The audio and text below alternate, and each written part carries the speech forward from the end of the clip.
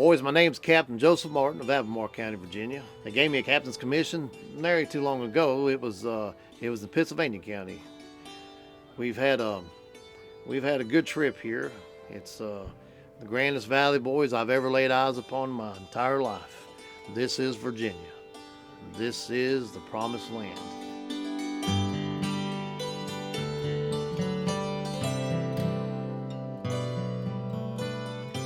We've had a fair trip here. Started building the station a fortnight ago. I'll tell you, boys, it's been a story. It's been a great story. My brother's here with me, John, Bryce, John Red, Mordecai Horde. We've been together a long time. We came from Albemarle County. My dear mother and father lived there. I was born there. I served in the French War, as you did, most of you men here. I was with Braddock. I served as a runner and a wagoneer. Many of you know Dr. Walker. Thomas Walker's his name. He's also from Albemarle County. Well, he knew me as a young man, and he knew that after the war, I hunted here, trapped here, traded with the Chalegee. So he proposed to me that he would give me 21,000 acres of land. He would make me a rich man if I came to this valley and if I settled. Well, I thought about it, and I could do that, and I gathered my men. I hired a guide to get us here to this very spot. He said he knew the way here and this section of what we call Powell's Valley, and we found the old hunter's path, and we made it here. Now, unbeknownst to me, he also offered the same offer to a man by the name of Kirtley. Well, we beat them to the valley. They came in a couple days later. We started building this fort. We started with our oxen. We snaking in our logs. So it's a fine place, and we'll do well here. We'll do well in this valley. Well, my name is Billy Heck. I'm a chief ranger here at Wilderness Road State Park. This is my 17th year here.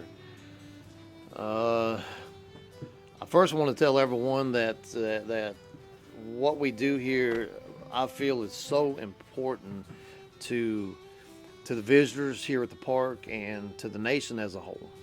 Because what we do is we show the resolve, the courage, and the absolute passion that our forefathers in the 18th century, who traveled down the Valley of Virginia and through the Cumberland Gap and into the bluegrass of Kentucky, it was their passion and their resolve that gave us the life that we have today.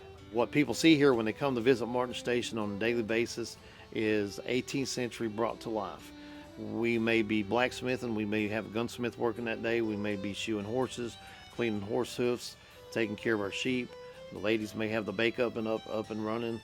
We'll be tending to our truck patches.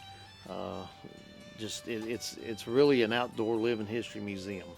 So people get to see something different every day. We really live as close to their life, as close to their lives as we possibly can. I got to tell you about this one experience I had here.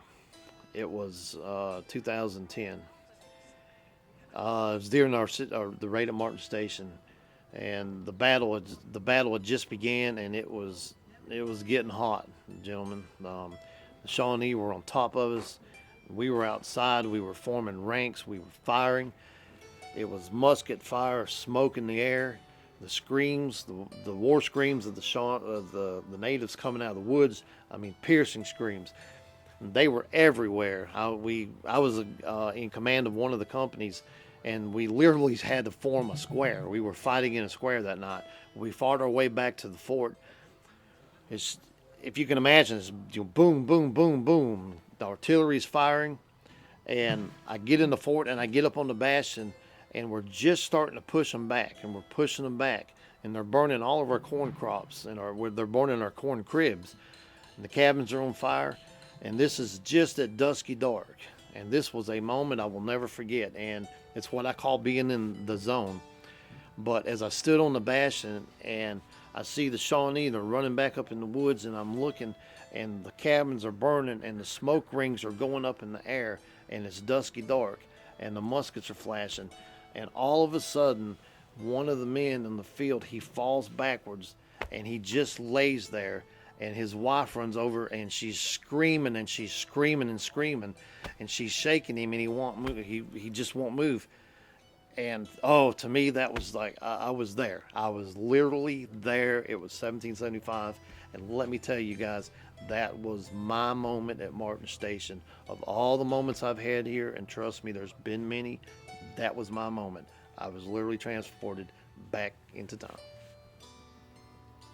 When we talk about hardships that our forefathers endured along the Wilderness Road, through Virginia and into Kentucky, I don't think a lot of times people really understand what we're talking about. So here we get that opportunity to really show people.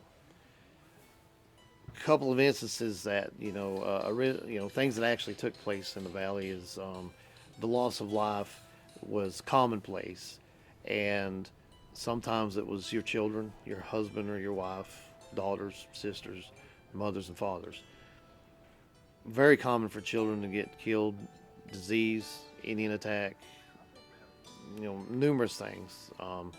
But when you put yourself here and you find yourself at this small settlement, literally just logs in the ground, you're 600 miles away from any civilization, doctors, whatever it may be. Why are these people here is what we ask.